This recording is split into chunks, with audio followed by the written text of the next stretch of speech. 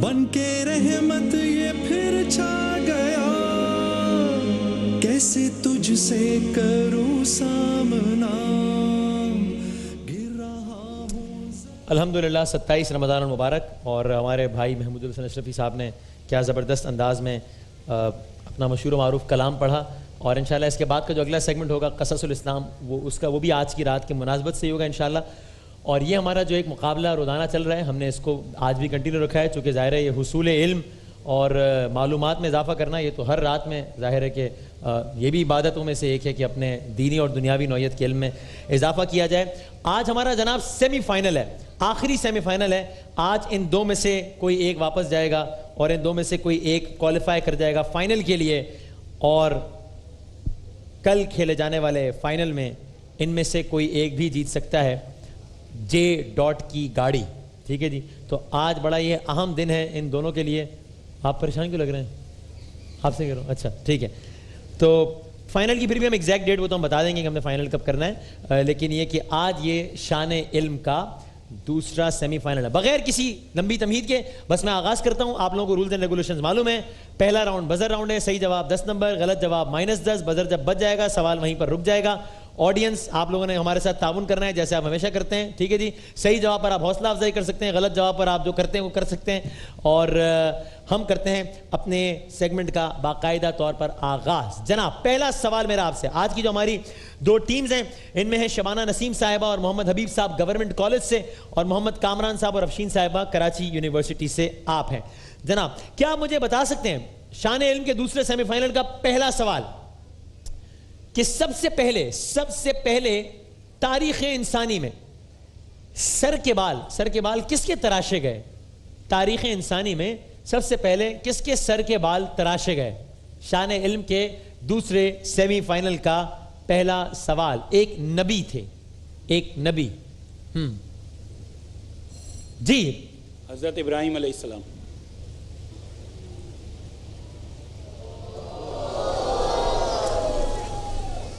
اب ان کو کیوں ڈانٹ رہے ہیں؟ آپ نے خود اپنی مرضی سے جواب دیا، ان سے کیوں لڑ رہے ہیں؟ ان کے مشورے سے دیا جاؤ۔ اچھا آپ کا کیا مشورہ تھا کہ چانس نہ لیا جائے؟ جی میرا یہی تھا کہ چانس نہ لیا۔ حضرت آدم علیہ السلام، جب حضرت آدم نے حج کر لیا تو حضرت جبرائیل جنت سے ایک یاقوت، ایک پتھر لائے تھے۔ حضرت آدم نے وہ یاقوت سر پر پھیرا تھا اور ان کے سارے بال گر گئے تھے۔ تو حضرت آدم علیہ السلام صحیح جواب ہے، آپ کے ہو گئے -10۔ قرآن پاک کی کچھ صورتیں ہیں جن کا جو مطلب ہے وہ مطلب کسی جانور کا نام ہے، ٹھیک ہے؟ آپ کوئی دو بتا دیں صرف، ایک سیکنڈ۔ رائٹ پہ میرا خیال ہے انہوں نے جی بتائیے، انہوں نے سورہ کیونکہ وہاں پہ بقرہ، دیکھ رہے ہیں، وہاں پہ اطمینان رکھیے، میں زیادتی نہیں ہوگی، وہاں پہ دیکھ رہے ہیں سارا۔ جی بتائیے۔ سورہ بقرہ، سورہ فیل۔ سورہ بقرہ اور سورہ فیل، بالکل ٹھیک ہے جواب، صحیح۔ سورہ عنکبوت بھی ہے، مکڑی، اور پھر اس طرح کی اور بھی صورتیں ہیں۔ جی ہاں جناب، قرآن پاک کی سب سے بڑی آیت، ایک سیکنڈ، ہاں میرا بھی خیال ہے کہ دونوں نے 7 بجایا ہے۔ آپ لوگ کیا کہہ رہے ہیں بھائی جو کنٹرول روم سے دیکھ رہے ہیں؟ انہوں نے وہ کنٹرول روم والے بھی یہ کہہ رہے ہیں کہ آپ نے پہلے بجایا ہے۔ جی بھائی۔ آیت الکرسی۔ قرآن مجید کی سب سے بڑی سورہ یعنی کہ آیت الکرسی، بالکل ٹھیک۔ کل جو ہے بہت اچھا ہوا تھا کہ کل جو پارٹیسپینٹ آئے تھے انہوں نے خود کہہ دیا تھا کہ نہیں انہوں نے پہلے بجایا ہے، تو اگر آپ بھی اس بات کو احساس کر لیں کہ کس نے پہلے بجایا تو آپ خود یہ کہنا چاہ رہا ہوں بزر انہوں نے ہی بجایا ہے، لیکن قرآن کی سب سے بڑی آیت الکرسی نہیں ہے، آیت متداہنہ ہے، سورہ بقرہ۔ یہ میں نے جو اپنا جو کنفرم کیا تھا میں یہی پوچھا تھا، آپ مجھے ریکنفرم پھر بھی کر دیجئے۔ یہ مجھے بھی اس میں شک تھا تو مجھے یہ بتایا گیا کہ نہیں آیت الکرسی ہی ہے۔ آیت الکرسی ہے، آپ شور ہیں؟ اچھا میں نے ریکنفرم بھی کیا۔ آپ اچھا وہ کہہ رہے ہیں انہوں نے، پھر بھی ٹھیک ہے، پھر بھی آپ چاہیں تو اس کو ریکنفرم پھر بھی کر لیں اس دوران، ٹھیک ہے؟ اس کو پھر بھی آپ ریکنفرم کر لیجیے، چونکہ مجھے بھی تھا کہ وہ ابھی بتا رہے ہیں کہ یہی ہے صحیح جواب۔ میں پھر بھی ذرا چاہوں گا آپ ریکنفرم کر لیں کیونکہ سیمی فائنل ہے یہ نا، ٹھیک ہے نا؟ اس کو ضرور کر لیجیے ریکنفرم تاکہ کسی کے ساتھ بھی کسی قسم کی کوئی زیادتی نہ ہو جائے۔ بڑا آسان سوال ہے اگلا سوال کہ سورہ قدر میں لیلۃ القدر کتنی مرتبہ ہے؟ 3 مرتبہ ہے لفظ۔ زبردست۔ قرآن کریم نام محمد آپ نے بجایا پہلے؟ جی. کتنی مرتبہ آیا ہے؟ 4 مرتبہ. بالکل ٹھیک, زبردست. ہاں جی, اگلا سوال تو بہت ہی آسان ہے. قرآن کریم کی مختصر سورت کون سی ہے؟ کون سی ہے؟ سورہ کوثر. ٹھیک, بالکل صحیح. بر صغیر کے وہ کون سے عالم تھے کہ جنہوں نے قرآن پاک کا ترجمہ کنز الایمان کے, ایک سیکنڈ جواب مت دیجیے گا پہلے, میں انہوں نے جی, امام احمد رضا خان بریلوی. امام احمد رضا خان بریلوی, بالکل ٹھیک.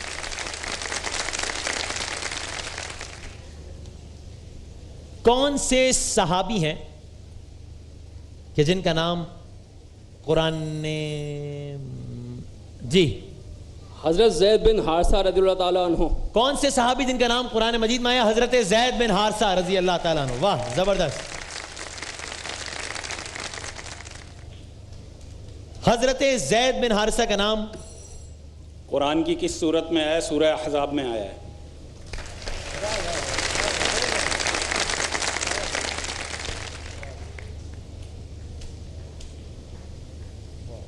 اچھا ٹھیک ہے, چلیں, وہ مجھے کنٹرول روم سے بتا رہے ہیں کہ ہم اس سوال کو کینسل کر رہے ہیں, نہ اس میں کوئی ایڈ نہ ایڈیشن, جو کہ آیت والا کہہ رہے ہیں نا, وہی کہہ رہے ہیں نا, چلیں وہ کہہ رہے ہیں اس کو کینسل کر دیں. تو بھائی نہ اس میں +10 نہ -10, ٹھیک ہے, اس طرح ٹھیک, اوکے صحیح. اور آپ بالکل نظر رکھیں کوئی بھی اس طرح کا اور سوال ہو تو فوراً آپ, تاکہ کسی کے ساتھ بھی کوئی زیادتی نہ ہو. سورہ احزاب میں آیا حضرت زید بن حارثہ کا نام. آیت نمبر بتائے گا کوئی مجھے؟ آیت نمبر 37 سے آیت نمبر 50 کوئی بتانا چاہتا ہے یا میں آگے بڑھوں؟ آیت نمبر 37. ٹھیک, اچھا جی, یہ شعر سنیے, آپ نے سب نے سنا ہے, نعتیہ کلام بہت مشہور. میں تو خود ان کے در کا گدا ہوں, اپنے آقا کو میں نظر کیا دوں. مکمل کر سکتا ہے کوئی؟ بہت مشہور کلام ہے. میں تو خود ان کے در, آپ ذرا سنا دیجیے اشرفی صاحب ذرا ایک لائن اس کی. میں تو خود ان کے در کا گدا ہوں, اپنے آقا کو میں نظر کیا دوں. میں کمپلیٹ کر رہا ہوں, کوئی بھی درمیان میں. اب تو آنکھوں میں بھی کچھ نہیں ہے. ٹھیک ہے, رک جائیے, بتا سکتا ہے کوئی؟ اب تو آنکھوں میں بھی کچھ نہیں ہے, ورنہ پڑھیے, ورنہ قدموں میں آنکھیں بچھا دوں. اس کا اگلا شعر ہے, بے نگاہی پہ میری نہ جائیں, دیدہ ور میرے نزدیک آئیں, میں یہی سے مدینہ دکھا دوں, دیکھنے کا سلیقہ سکھا دوں. کن کے اشعار سنائے ہیں ابھی ہم نے؟ شاعر کا نام بتائیں, کن کے اشعار سنائے ہیں؟ میں ہنٹ دے کر بڑا آسان کر رہا ہوں, ہنٹ دے رہا ہوں میں, بہت آسان ہو جائے گا اگر آپ کو تھوڑا سا بھی آئیڈیا پہنچے. یہ جن کے اشعار ہیں کہ میں تو خود ان کے در کا گدا ہوں, اپنے آقا کو میں نظر کیا دوں, اب تو آنکھوں میں بھی کچھ نہیں ہے, اب تو آنکھوں میں بھی کچھ نہیں ہے, ورنہ قدموں میں آنکھیں بچھا دوں. یہ جن شاعر نے لکھا ہے وہ شاعر نابینا تھے, نابینا تھے. اب تو بہت آسان ہو جانا چاہیے. ہنٹ دے دیں اگر, یہ آپشن بہت بڑی ہنٹ ہے. نام کی ہنٹ دے دیں. اس سے زیادہ ہنٹ نہیں دے سکتا. ان کے نام کے آگے پروفیسر لگتا چلو اب تو بہت ہی آسان کر دیں. نام کے آگے پروفیسر ہے. پروفیسر اقبال عظیم. پروفیسر اقبال عظیم, بالکل ٹھیک. یہ مشہور و معروف نعتیہ کلام کس شاعر کا ہے بتائیے مجھے؟ اس شعر کو آپ نے مکمل نہیں کرنا, شعر میں مکمل کروں گا, آپ نے شاعر کا نام بتانا ہے. خدا کا ذکر کرے ذکر مصطفیٰ نہ کرے, ہمارے منہ میں ہو ایسی زباں خدا نہ کرے. کن کا شعر ہے؟ آپشنز دیتا ہوں, ادیب رائے پوری صاحب کا یا مظفر وارسی صاحب کا. ایک تو یہ کہ آپ ویسے بھی اس پہ بھروسہ نہیں کیجیے گا, لیکن پھر بھی آپ لوگوں سے گزارش ہے کہ نہیں, ادیب رائے پوری صاحب یا مظفر وارسی صاحب. چاہیں تو آپ اگلے 5 سیکنڈ میں بتا دیں. 5 ابھی بھی وقت ہے, کسی نے بزر بجانا ہے تو بجا دیں, نہیں بجانا. اگر آپ بتاتے تو کیا بتاتے؟ آپ کے خیال میں کیا؟ آپ تو مائنس نہیں ہو رہا, ایسے ہی پوچھ رہا ہوں. اتنا محتاط کھیل رہے ہیں کہ ابھی بھی بتانا نہیں چاہ رہے. کچھ بھی ذہن میں نہیں تھا. اچھا کوئی ذہن میں نہیں, آپ کا بھی کوئی آئیڈیا نہیں؟ مظفر وارسی. نہیں, اچھا کہ آپ نے نہیں بتایا. ادیب رائے پوری صاحب کا شعر ہے. کوئی مجھے ادیب رائے پوری صاحب کا پورا نام بتا سکتا ہے کوئی؟ ادیب رائے پوری صاحب نے بڑے کلام لکھے, کوئی ان کا پورا نام بتاتا ہے؟ نہیں. سید حسین علی ادیب رائے پوری ان کا پورا نام تھا, سید حسین علی ادیب رائے پوری. یہ بتائیے مشہور مرثیہ نگار ہیں میر انیس, بڑے مرثیے لکھے, ان کا پورا نام کیا تھا؟ ایک سیکنڈ, کس نے بجایا بھائی پہلے؟ کنٹرول روم یار میرے خیال میں انہوں نے بجایا نا. کنہوں نے بجایا پہلے بھائی؟ انہوں نے نا, ہاں میرا بھی خیال ہے. میر ببر. ارے نہیں انہوں نے بجایا, میرا بھی خیال, آڈینس کا بھی خیال, ہاں میرا بھی خیال ہے جی. میر ببر علی انیس. میر ببر علی انیس, بالکل ٹھیک. اچھا جی, اگلے سوال کے میں 2 آپشنز دوں گا آپ کو, لیکن اگر آپ چاہیں تو آپشن سے پہلے بزر بجا دیں اور آپشنز چھوڑ دیں, ویسے ہی بتا دیں, کوئی مسئلہ نہیں.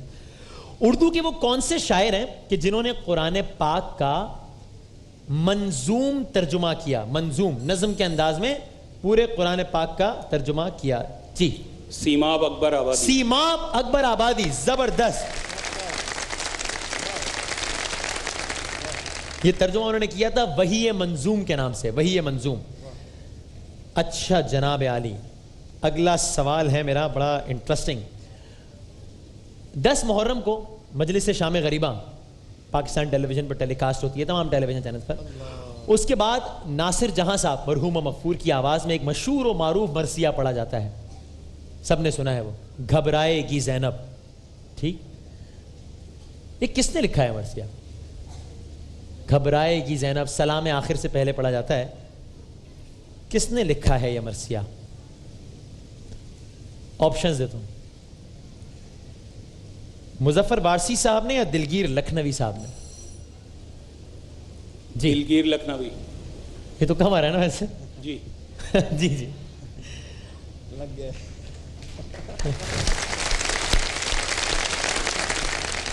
لیکن انٹرسٹنگ بات کیا ہے اس میں, ان کا نام تو دلگیر لکھنوی مشہور ہے, لیکن در حقیقت یہ کلام ان کا جو اصل نام ہے وہ ہے منشی چھنو لال یا چھنو لال, جو کہ ایک ہندو شاعر ہے.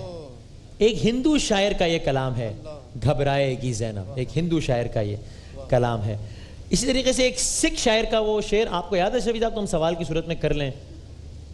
ہم کسی دین سے ہوں قائل کردار تو ہیں, اگر یہ شعر مکمل کر سکیں. ہم غلام, میں شعر چاہتا ہوں کہ وہ ہو جائے, بڑا مزیدار شعر ہے وہ. 6 منٹ باقی ہیں. ٹھیک ہے. عشق ہو جائے, وہ آخر میں کہتے ہیں, ایک سکھ شاعر نے کلام لکھا ہے جس کے آخری اشعار کو اس طرح کہتے ہیں کہ عشق ہو جائے کسی سے, عشق ہو جائے کسی سے کوئی چارہ تو نہیں. یہ مکمل کر سکتے ہیں آپ؟ بہت مشہور ہے. عشق ہو جائے کسی سے کوئی چارہ تو نہیں. کیا کہتے ہیں سکھ شاعر اس کے بعد؟ صرف مسلم پہ محمد کا اجارہ تو نہیں. صرف مسلم کا محمد پہ اجارہ تو نہیں. سکھ شاعر کا زبردست, بہت اچھا. جناب مقابلہ بہت ہی زیادہ انٹرسٹنگ جا رہا ہے بھائی. یہ والا, ہاں, کنور مہندر سنگھ بیدی, سکھ شاعر, جن کا یہ شعر تھا کہ عشق ہو جائے کسی سے کوئی چارہ تو نہیں, صرف مسلم کا محمد پہ اجارہ تو نہیں. ایک میں قول پڑھا ہوں, آپ نے بتانا ہے کس کا ہے. پاکستان اسی وقت معرض وجود میں آ گیا تھا. 1 منٹ, لیفٹ جی. یہ قول ہے قائد اعظم کا. پاکستان اسی وقت معرض وجود میں آ گیا تھا جب بر صغیر پاک و ہند کی زمین پر پہلے مسلمان نے قدم رکھا تھا. یہ قول ہے قائد اعظم محمد علی جناح کا.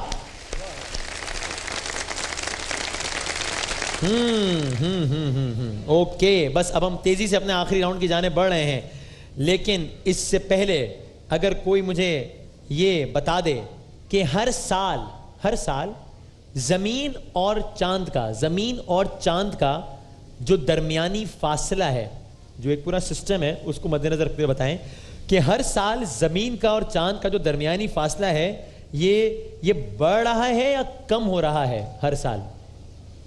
اب اس میں تو آپشن کی تو بات ہی نہیں ہے, ظاہر ہے ان دو میں سے کوئی ایک جواب ہے, یا بڑھ رہا ہے یا کم ہو رہا ہے. اگر کوئی چانس لینا چاہے تو بتا دیں. ہر سال زمین اور چاند کا جو فاصلہ ہے وہ بڑھ رہا ہے یا کم ہو رہا ہے؟ بتانا چاہتا ہے کوئی؟ نہیں بتانا چاہتا تو پھر ہم زحمت ہی نہ کریں 5 تک گننے کی. نہیں, اچھا میں بتاتا ہوں. یہ فاصلہ بڑھ رہا ہے, ٹھیک ہے, بڑھ رہا ہے. اب میں آپ کو 2 آپشنز دیتا ہوں, اگر آپ اس میں جو کوئی چانس لینا چاہیں کہ کتنا بڑا ہے, اور 2 بڑے وسیع آپشنز ہیں, تو اگر آپ کو تھوڑا سا بھی آئیڈیا ہوگا تو آپ کو ایک بتا دیں گے. یہ تقریباً کتنے سینٹی میٹر بڑا ہے زمین اور چاند کا فاصلہ ہر سال؟ یہ 3 سے 4 سینٹی میٹر بڑھ رہا ہے یا 3000 سے 4000 سینٹی میٹر بڑھ رہا ہے؟ بہت بڑے آپشنز دے دیے. کنہوں نے بجایا بھائی کنٹرول میں؟ آپ بھی بتا دیں. انہوں نے جی 3 سے 4 سینٹی میٹر. 3 سے 4 سینٹی میٹر.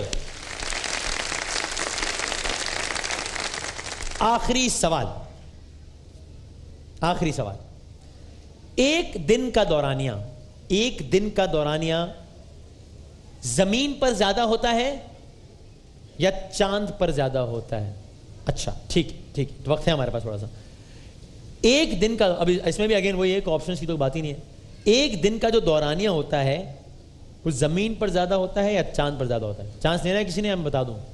نہیں لینا؟ کوئی موڈ نہیں آپ لوگوں کا؟ ٹھیک ہے, چاند پر زیادہ ہوتا ہے. ٹھیک ہے, چاند پر ایک دن جو ہوتا ہے وہ زمین کے تقریباً کتنے دنوں کے برابر ہوتا ہے؟ آپشنز دیتا ہوں, اور اگین ویری وائڈ آپشنز, تو کوئی رف سا بھی آئیڈیا ہو تو آپ پہنچ جائیں گے. ٹھیک ہے, چاند پر ایک دن زمین کے تقریباً کتنے دنوں کے برابر ہوتا ہے؟ 7 دنوں کے برابر یا 27 دنوں کے برابر؟ ایک سیکنڈ 7 بجے آپ کیا کریں ہم؟ اچھا بھائی, لیکن وہ کنٹرول روم والے کہہ رہے ہیں کہ بالکل 7 بجائے دونوں. اب اس صورت میں کیا کریں بھائی؟ پہلے ذرا کیا کریں, ڈسکارڈ کر دیں سوال کو, اس سوال کو ڈسکارڈ کر دیں. ویسے اگر آپ بتاتے تو کیا بتاتے؟ 7. دونوں غلط بتاتے اگر بتاتے. ایسا کرتے دونوں کا صحیح مان لیتے ہیں ہم, یعنی کہ دونوں کا مان لیتے ہیں کہ بدر کہ پہلے کس نے بجایا تھا؟ بتائیں ذرا, بدر پہلے کس نے بجایا تھا آپ کے خیال میں؟ پہلے بدر کس نے بجایا تھا؟ 7 ہی بجایا تھا. ٹھیک ہے, چلیں اس سوال کو ہم نے ویسے ہی ڈسکارڈ کر دیا ہے. ہاں جی, یہ بتائیں ذرا کہ مجھے پاکستان کا وہ کون سا آئین تھا؟ پاکستان کا وہ, اور مجھے ٹائم بتاؤ کتنا باقی ایگزیکٹلی. ٹھیک ہے, بس تو آخری سوال ہے, پھر ہم 30 سیکنڈز پہ چلے جائیں گے, اور مقابلہ تقریباً برابر ہے. سیمی فائنل ہو رہا ہے, بہت زبردست ہو رہا ہے, بہت زبردست. پاکستان کا وہ کون سا آئین تھا کہ جس میں سینٹ یعنی کہ ایوان بالا کا وجود ہی نہیں تھا؟ آپ کون سا آئین, ٹھیک ہے سوچ کے بتائیے گا, پہلا جواب آخری جواب ہوگا. کون سا آئین تھا؟ یہ 56 اور 62 میں تو نہیں تھا سینٹ, 73 میں بنا ہے. 73 میں مطلب جو سینٹ کا ادارہ ہے وہ 73 کے آئین کے تحت بنایا گیا ہے. 62 میں جو آئین بنایا تھا ایوب خان نے, اس میں سینٹ نہیں تھا. تو آپ کے جواب میں 56 سمجھوں یا 62 سمجھوں؟ 62 سمجھ لیں آپ. 1962 کا آئین تھا, صحیح ہے. Very nice. چلیں بھائی, بہت کلوز ہے مقابلہ. ٹھیک ہے, یہ میرے پاس 2 سیٹس آف کوسچنز پڑے ہیں, 30 سیکنڈ میں نے سوال کرنا ہے. پہلے کرنا ہے آپ سے, ٹھیک ہے جی. تو آپ مجھے بتا دیجئے کہ میں اس سیٹ سے سوالات کروں یا اس سیٹ سے کروں؟ رائٹ والے سے. اس سے کر لوں؟ یہ رائٹ والے سے. اس سے کر لوں, ٹھیک ہے بھائی. 30 سیکنڈ ہے آپ کے پاس, وقت ہمارے پاس بہت کم ہے. آڈینس وہی, آپ نے ذرا ہمارے ساتھ تعاون کرنا ہے. کسی سوال کا پلیز کوئی جواب نہ ہے. کچھ سوالات کے آپشن ہوں گے, کچھ کے نہیں ہوں گے. ٹھیک ہے, آپ کے 30 سیکنڈز کا وقت شروع ہوتا ہے. تحریک آزادی کے کس رہنما نے تقریباً 24 برس جلا وطنی میں گزارے؟ مولانا محمد علی جوہر یا عبید اللہ سندھی؟ جوہر. غلط. بلوچستان کا کون سا صنعتی شہر کراچی کا جڑواں شہر کہلاتا ہے؟ ہب. بالکل ٹھیک. ای میل, لفظ ای سے کیا مراد ہے؟ الیکٹرانک. بالکل ٹھیک. مسیح الملک تحریک آزادی کے کس رہنما کو کہتے ہیں؟ حکیم اجمل, حکیم سعید؟ حکیم اجمل. ٹھیک. تحریک آزادی کے کن رہنما کا مزار بیت المقدس میں ہے؟ جوہر. کون سے؟ مولانا محمد علی جوہر. ٹھیک. حضرت اسماعیل کے والد کا کیا نام تھا؟ ابراہیم علیہ السلام. بالکل ٹھیک. ملکہ نور جہاں کا اصل نام کیا تھا؟ مہر النساء, خیر النساء؟ مہر النساء. مہر النساء, بالکل ٹھیک.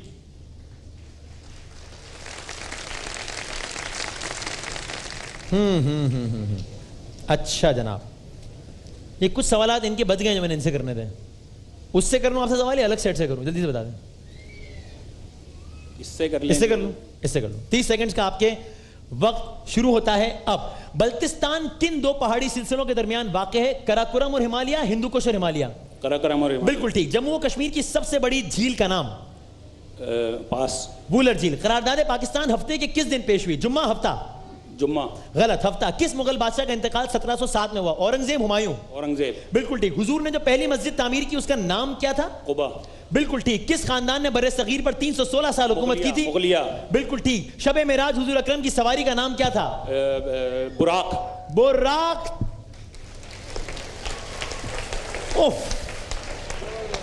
ایک سیکنڈ آپ 2 سیکنڈ بعد اگر جواب صحیح بھی دیتے تو میں کہتا نہیں جواب ختم ہو گیا, چونکہ وقت ختم ہو گیا ہے. لیکن آپ نے لٹرلی 1 سیکنڈ پہلے جواب دے کر, اچھا مقابلہ, بہت ہی اچھا مقابلہ. لیکن مقابلے کے اختتام پر آپ کے نمبر ہیں 120. ایک سوال کے مارجن سے آپ کے نمبر ہیں 130. جے راڈ کی کارگردگی نے کوالیفائی کیا ہے. Very well played. لیکن دونوں نے بہت اچھا کھیلا. ایک وقفے کے بعد ہم انشاءاللہ قصص الاسلام کے ساتھ حاضر ہوں گے. ماہ رمضان یوں آ گیا, بن کے رحمت یہ پھر چھا گیا, کیسے تجھ سے کروں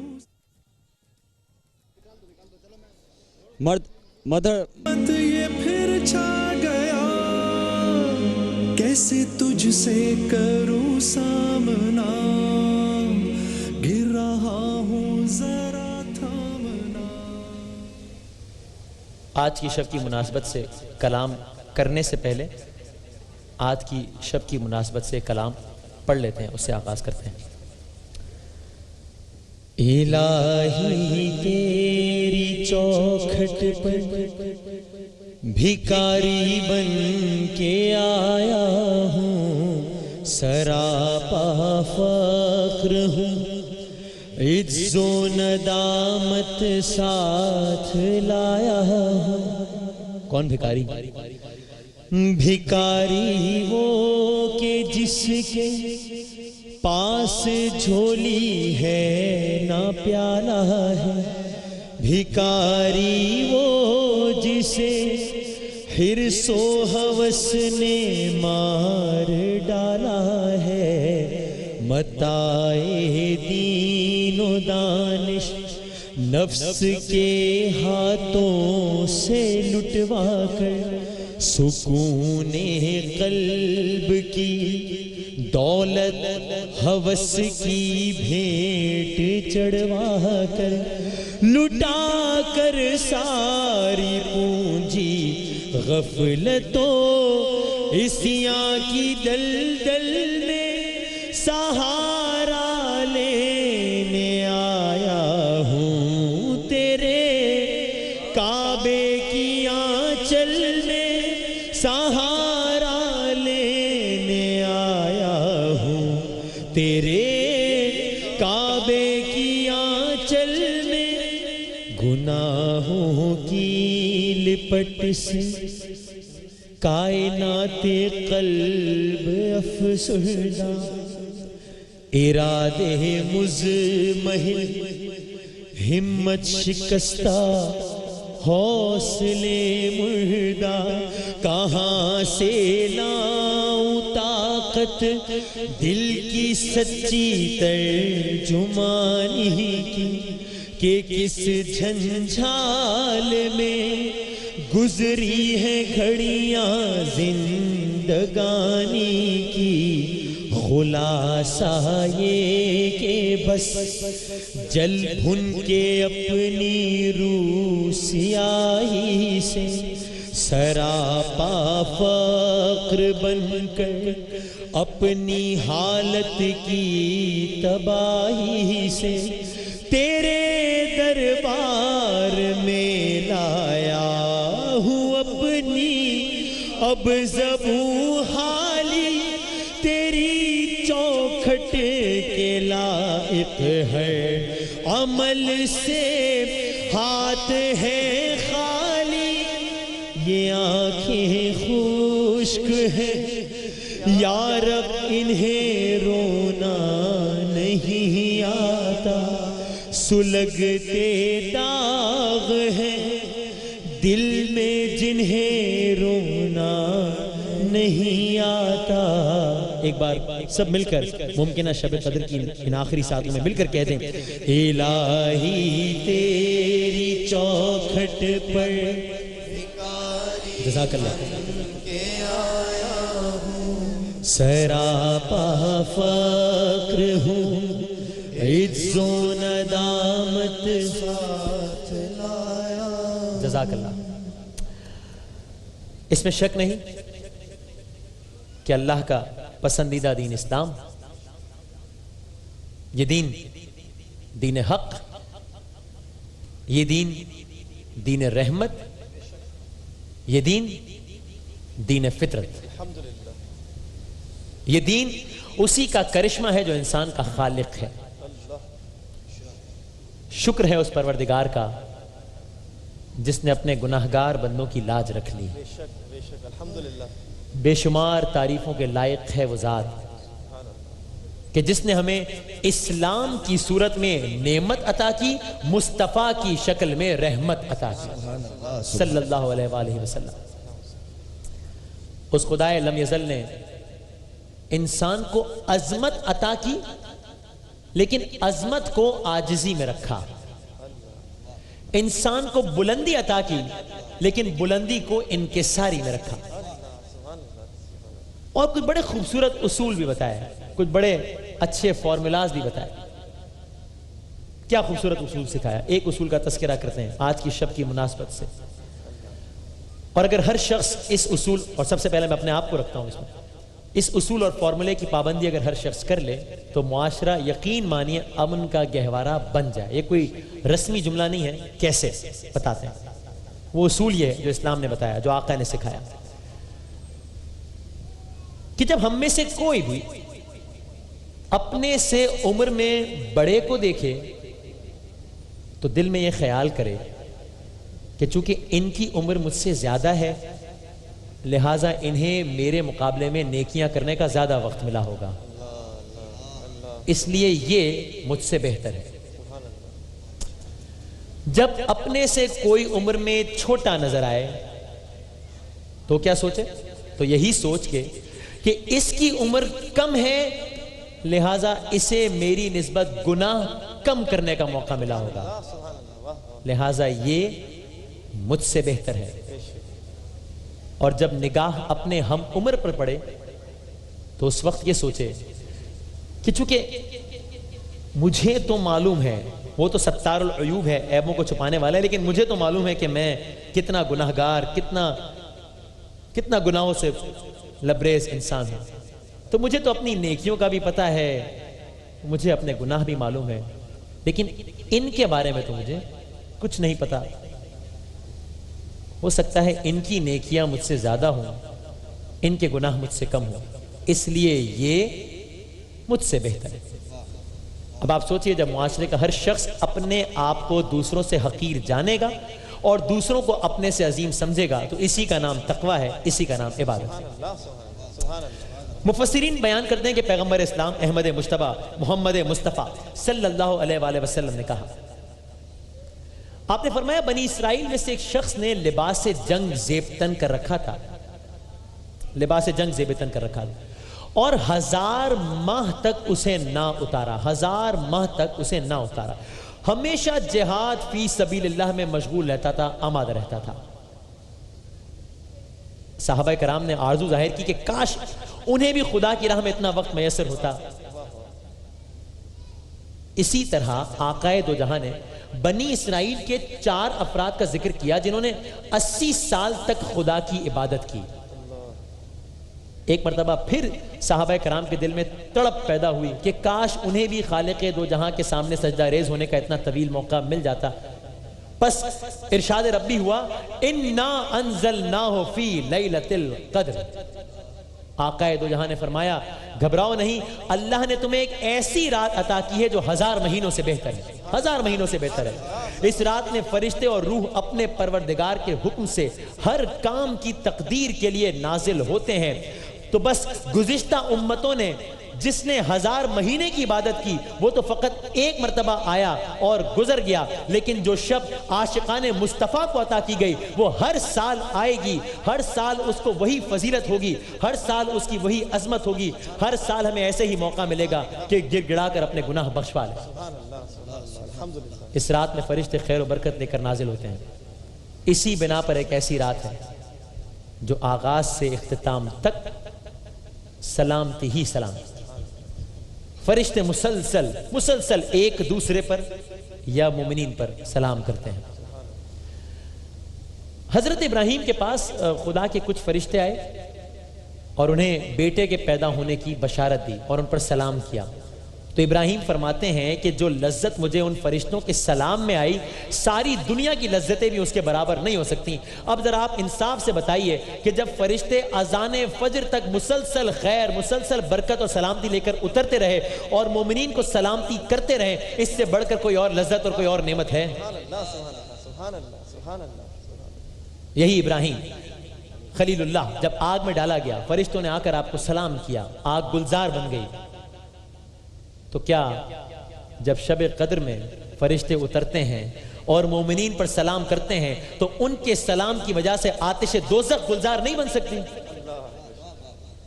میرا ایمان ہے بن سکتی ہے, لیکن شرط ہے آج بھی ہو جو براہیم کا ایمان پیدا, آج بھی ہو جو براہیم کا ایمان پیدا, آگ کر سکتی ہے انداز گلستان پیدا.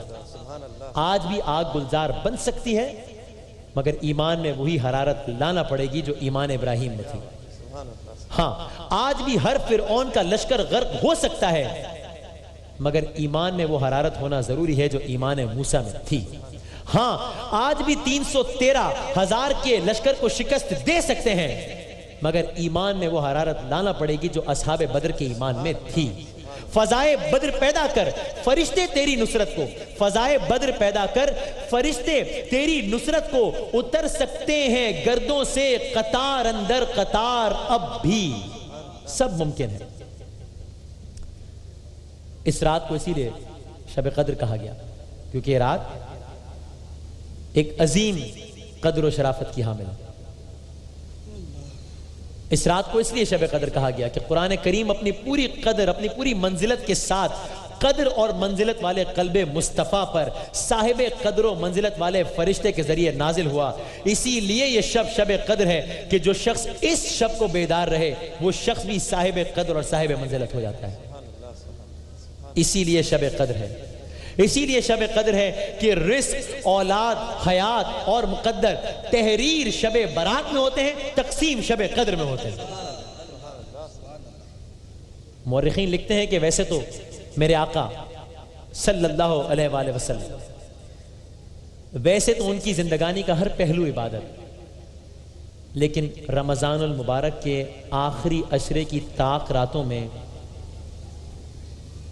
رب دو جہاں کے سامنے اس طرح سجدہ ریز ہوتے, کن کی بات ہو رہی ہے کہ جن کے بارے میں کوئی امکان بھی نہیں کیا جا سکتا, ظاہر ہے کہ خدا نہ خواستہ کوئی خطا, کوئی امکان بھی نہیں.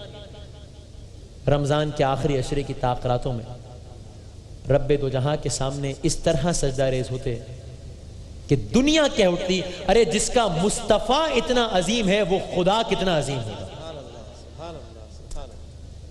مخفی رکھا گیا اس رات, مخفی اس لیے تاکہ بندے رمضان المبارک کی باقی راتوں میں عبادت میں سستی نہ کریں اور سب طاق راتوں کا احترام کریں. بالکل ایسے ہی جس طرح اسم اعظم کو مخفی رکھا تاکہ اس کا اب اس کے تمام اسماء کو عظیم سمجھے اور بار بار تکرار کرتا رہے, بالکل ایسے جیسے موت کو مخفی رکھا تاکہ اس کا اب اس کی بارگاہ میں حاضری کے لیے ہر وقت تیاری مکمل رکھے. اور شب قدر وہ عظیم دولت ہے, وہ عظیم دولت ہے جو صرف اور صرف امت مصطفیٰ کے مقدر میں ہے. آقائے دو جہاں نے فرمایا کہ خدا نے فقط میری امت کو شب قدر عطا فرمائی ہے اور گزشتہ امتوں میں سے کسی کو بھی یہ نعمت نہیں ملی. بار الہ تیرا شکر کہ تو نے عزت و عظمت اور رحمت و برکت کے لیے ہمیں ماہ رمضان کا تحفہ عطا کیا جسے تو نے تمام مہینوں میں امتیاز بخشا. اس میں قرآن کو نازل فرما کر اسے تمام اوقات پر فضیلت بخشی اور اس میں روزے فرض کیے, نمازوں کی ترغیب دی اور اس میں شب قدر کو بزرگی بخشی جو خود 1000 مہینوں سے بہتر ہے. اس ماہ مبارک کی بدولت تو نے ہمیں تمام امتوں پر ترجیح دی. خداوندہ تجھے اپنے حبیب احمد مجتبیٰ محمد مصطفیٰ صلی اللہ علیہ وآلہ وسلم کا واسطہ ہمیں اس قسم کی بیداری اور آگاہی عطا فرما کہ لیلۃ القدر کی فضیلت سے پورا پورا فائدہ اٹھائیں۔ پروردگار ہماری چشم امید تیرے لطف و کرم پر لگی ہوئی ہے، تجھے اپنی عزت اور اپنے جلال کا واسطہ ہمیں اپنی رحمت اور بخشش سے محروم نہ کر۔ آئیے اختتام کرتے ہیں اس شعر سے۔ اے میرے کریم اللہ، میں شجر ہوں شہر ملال کا، میری خاموشی کو نہال کر۔ میں شجر ہوں شہر ملال کا، میری خاموشی کو نہال کر۔ کبھی بھیج اپنی نوازشیں کسی جامع ابر میں ڈھال کر، اور مجھے خار خار مسافتوں کی ستم گری نے تھکا دیا۔ مجھے خار خار مسافتوں کی ستم گری نے تھکا دیا۔ مجھے منزلوں کا سراغ دے، میرے حوصلوں کو بحال کر۔